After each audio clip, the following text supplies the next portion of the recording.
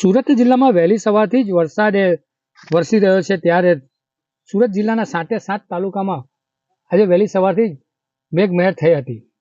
માંડવી તાલુકામાં પણ ધોધમાર વરસાદ વરસ્યો હતો। માંડવી તાલુકામાં આવેલો ખોડદા ડેમ પણ આજે છલકાયો હતો। સિઝનમાં પ્રથમ વખત ડેમ છલકાયો જોવા મળી આવ્યો હતો। માંડવી તાલુકાના દેવગઢ નજીક આવેલી વારેવ નદી ભરપૂર પાણીની આવક જોવા મળી હતી। વારેવ નદીમાં આવેલા લો લેવલ પુલ પર પાણી ફરી વળ્યા હતા। સામે પાર આવેલા 10 થી વધુ ગામોએ દેવગઢ તેમજ માંડવી સાથે સંપર્ક સીધો કપાયો હતો।